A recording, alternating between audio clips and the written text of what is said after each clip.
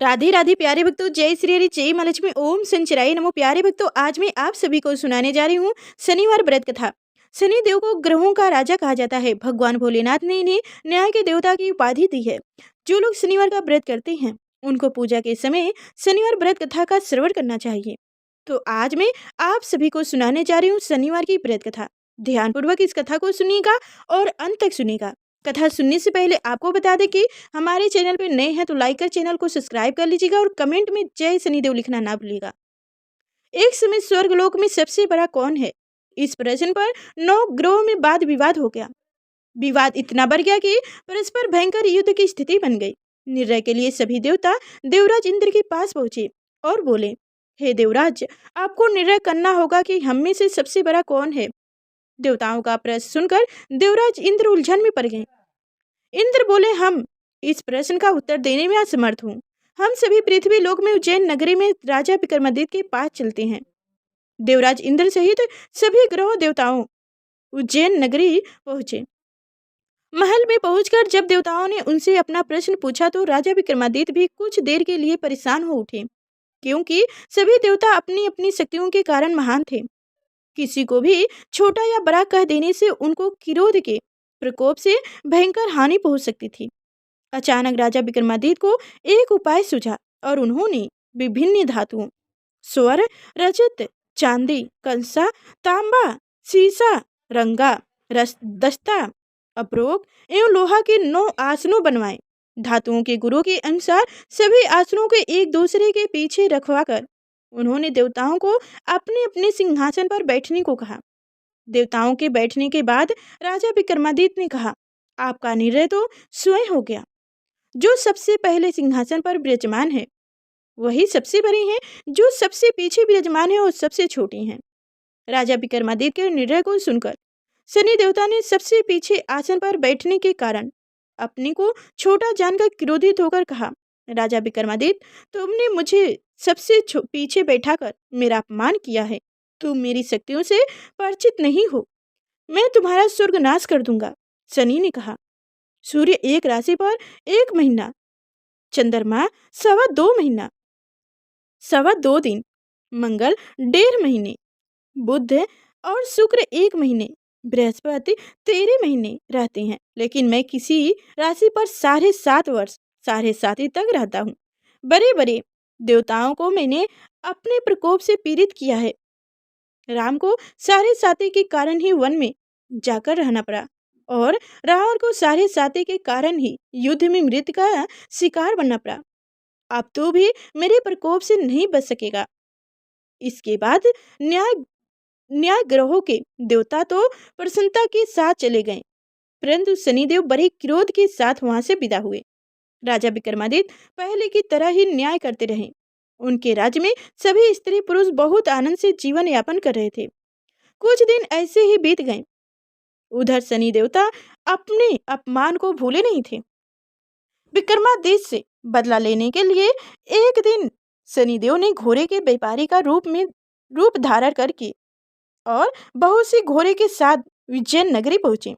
राजा विक्रमादित्य ने राज्य में किसी घोड़े के व्यापारी के आने का समाचार सुना तो अपने अश्रुपाल को कुछ घोड़े खरीदने के लिए भेजा।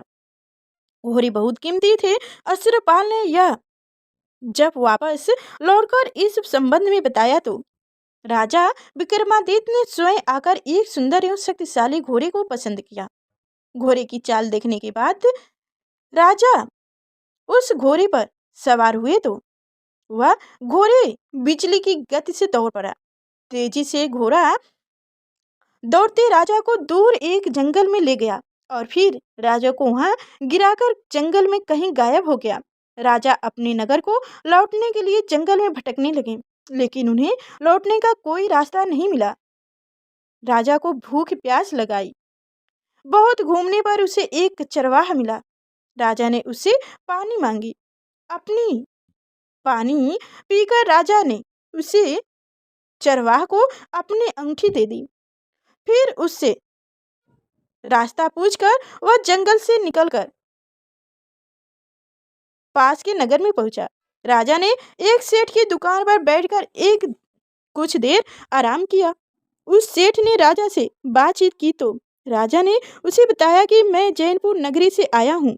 राजा के कुछ देर दुकान पर बैठने से सेठ जी की बहुत बिक्री हुई। सेठ ने राजा को बहुत भगवान समझा और खुश होकर उसे अपने घर भोजन के लिए गया। सेठ के घर में सोने का हार एक खूंटी पर लटका हुआ था। राजा को उस कमरे में छोड़कर सेठ कुछ देर के लिए बाहर गया। तभी एक अचानक जनक घटना घटी। राजा के देखते देखते सोने के उस हार को खूंटी ने निगल गई। सेठ ने कमरे में लौटकर हार को गायब देखा तो चोरी का संदेह राजा पर ही किया, क्योंकि उस कमरे में राजा ही अकेले बैठे थे। सेठ ने अपने नौकरों से कहा कि इस परदेसी को रस्सियों से बांधकर नगर के राजा के पास ले चलो। राजा ने विक्रमादित्य से हार के बारे में पूछा तो उसने बताया कि उनके देखते ही देखते खूंटी ने हार को निगल लिया था। इस पर राजा ने क्रोध होकर चोरी करने का आरोप में विक्रमादित्य के हाथ पांव कटवाने का आदेश दे दिया। राजा विक्रमादित्य के हाथ पांव कटवाकर उसे नगर की सड़क पर छोड़ दिया गया। कुछ दिन बाद एक तेली उसे उठाकर अपने घर के ले गया और उसे अपने कोहली पर बैठा दिया। राजा आवाज देकर बैल को हटहटाता रहता। इस तरह तेली का बैल चलता रहता और राजा को भोजन मिलता रहता। शनि के प्रकोप की साढ़े साथी पूरी होने पर वर्ष ऋतु प्रारंभ हुई। राजा विक्रमादित्य एक रात मेघ मल्लाह गा रहा था। तभी नगर के राजा की लड़की राजकुमारी मोहिनी रथ पर सवार उस तेली के घर के पास से गुजरी।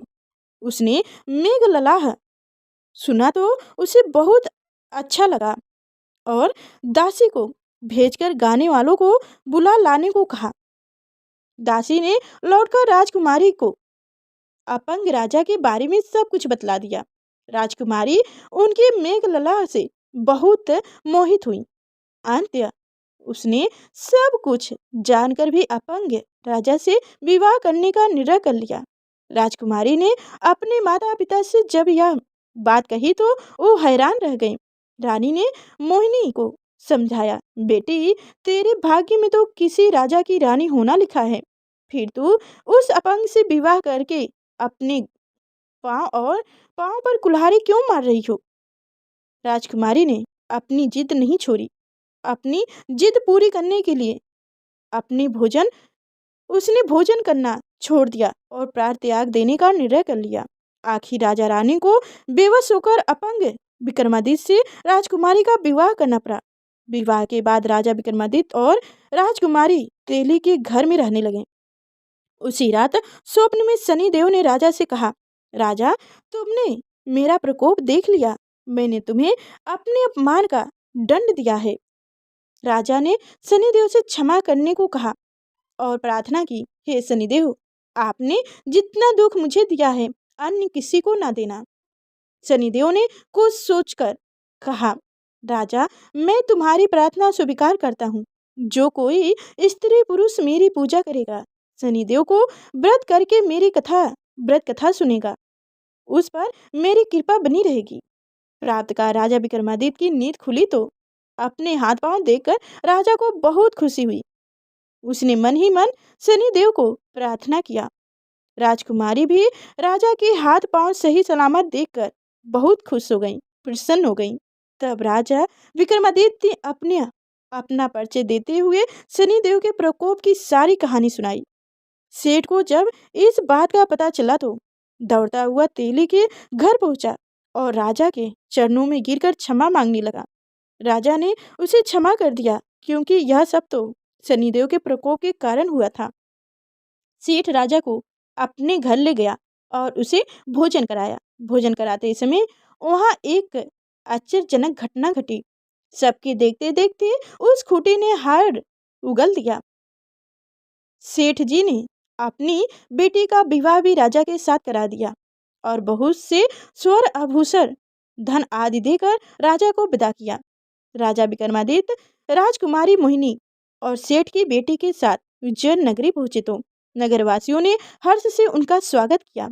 अगले दिन राजा विक्रमादित्य ने पूरे राज्य में घोषणा करवाई कि शनिदेव सब देवों में सर्वश्रेष्ठ हैं। प्रत्येक स्त्री पुरुष शनिवार को उनका व्रत करो और व्रत कथा अवश्य सुनो। राजा विक्रमादित्य की घोषणा से शनिदेव बहुत प्रसन्न हुए। शनिवार का व्रत करने और व्रत कथा सुनने के कारण सभी लोगों की मनोकामनाएं शनिदेव की कृपा से पूरी होने लगी। सभी लोग आनंद पूर्वक रहने लगे। जय शनिदेव। प्यारे भक्तों, ये थी शनिवार व्रत कथा। अब हम लोग जानेंगे कुछ शनिवार के व्रत की विधि के बारे में। तो कब करें शुरू शनिवार का व्रत, पहले ये जान लेते हैं। वैसे तो शनिवार का व्रत कभी भी शुरू किया जा सकता है, लेकिन सावन माह में पड़ने वाली शनिवार को शुरू करने का खास महत्व है। इसके अलावा यह व्रत किसी भी शुक्ल पक्ष के शनिवार से शुरू किया जा सकता है। कहा जाता है कि शनिवार का व्रत रखने से सेहत से लेकर नौकरी तक हर चीज में लाभ मिलता है। ये व्रत अनुशासन सिखाता है और परिश्रम करने की शक्ति बढ़ाता है। कितने शनिवार रखें व्रत? मान्यताओं के मुताबिक 7 शनिवार व्रत रखने से शनि के प्रकोप से सुरक्षा मिलती है और हर क्षेत्र में सफलता प्राप्त होती है। आइए जानते हैं कि क्या है शनिवार व्रत रखने की सही विधि। पूजा विधि। शनिवार का व्रत रखने की पूजा विधि। शनिवार के दिन सुबह जल्दी उठकर स्नान करके साफ कपड़े पहनकर व्रत का संकल्प लें।